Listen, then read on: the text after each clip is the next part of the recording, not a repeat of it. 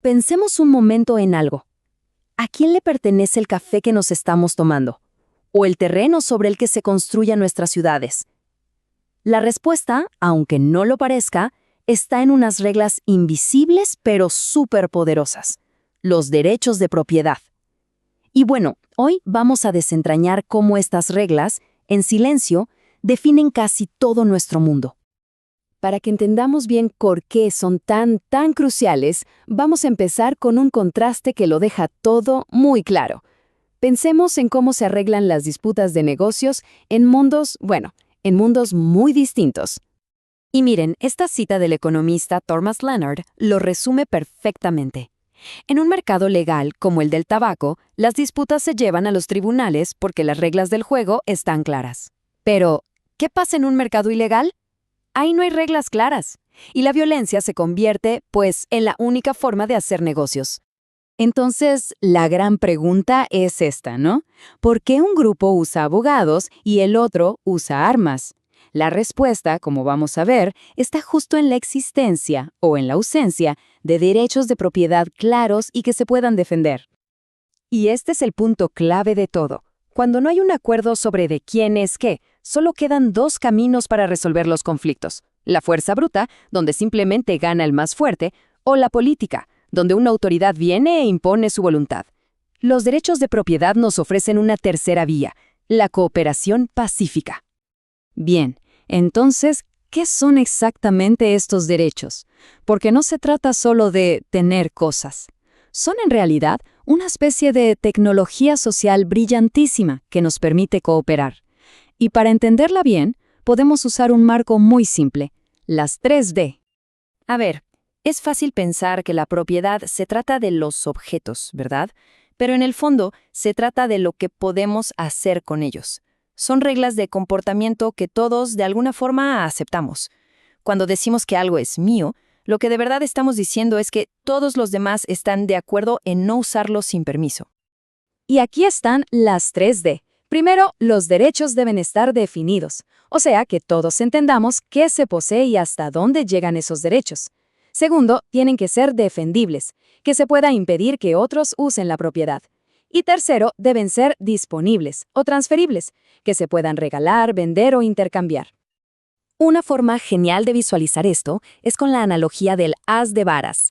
Imaginen que ser dueño de algo no es tener un bloque sólido y único, sino más bien un paquete de diferentes derechos, como si fuera un manojo de palitos o varas. Cada uno de estos derechos es una de esas varitas en el paquete. El dueño de un terreno, por ejemplo, puede vender una vara, digamos, el derecho a cazar a una persona, y otra vara, el derecho a cultivar a otra, y aún así quedarse con el resto. Pasa lo mismo con una marca como Nike. Ellos pueden licenciar el derecho a usar su famoso swoosh, que es sin duda una de las varas más valiosas de todo su paquete. Ahora, veamos el poder de estos derechos en acción. Y para eso nada mejor que contrastar sistemas donde están ausentes con otros donde florecen.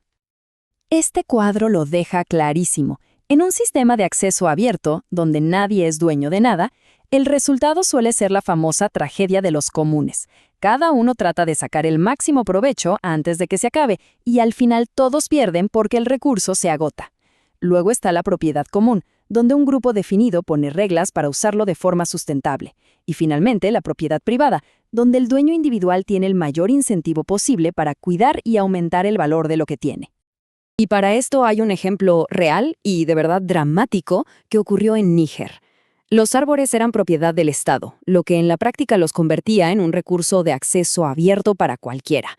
Nadie tenía incentivos para cuidarlos, así que se talaban sin control, lo que estaba llevando a la desertificación. Pero a mediados de los 80, algo cambió, algo fundamental. Se le reconoció a los agricultores el derecho a ser dueños de los árboles que estaban en sus tierras.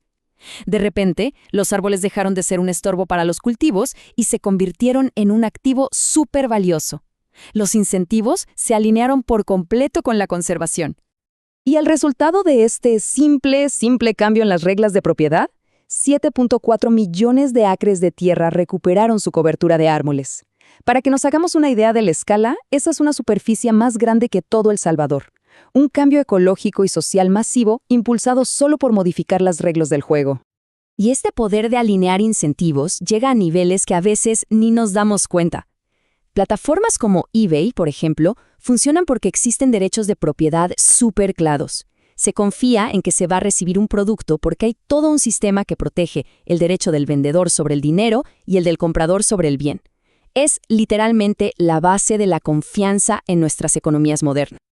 Pero claro, aquí es donde la cosa se pone más interesante y más complicada, porque hay una gran paradoja.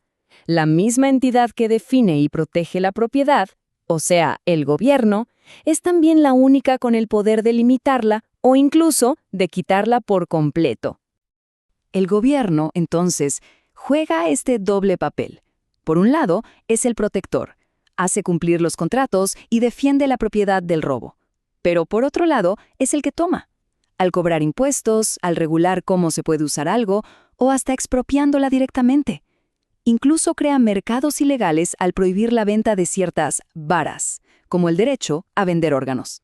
Un caso que llevó esta tensión al límite en Estados Unidos fue el de Kelo contra la ciudad de New London.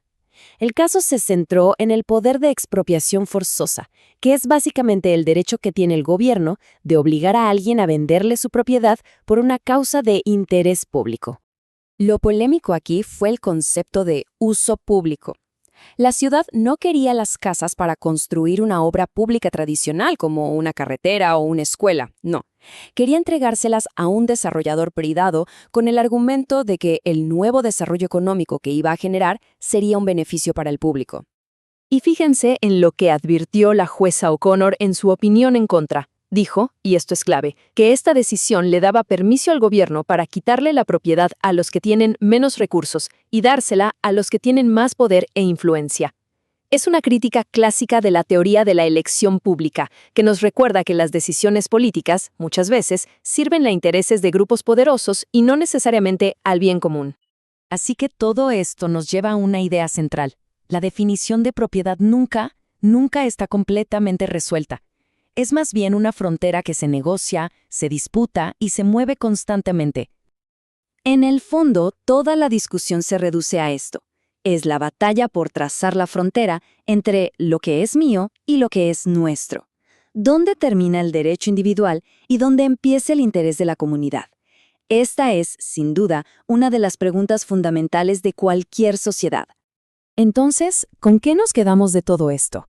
Pues primero, que los derechos de propiedad son mucho más que títulos. Son las reglas de comportamiento que nos permiten cooperar en vez de pelearnos. Segundo, que crean los incentivos para cuidar las cosas y para colaborar, que reemplazan la violencia por la competencia pacífica. Y finalmente, que el gobierno tiene este rol doble y súper complicado. Es protector y a la vez una amenaza para esos mismos derechos. Y es esta tensión la que, al final del día, le da forma a nuestro mundo. Y cerramos con esta pregunta, para dejarla en el aire.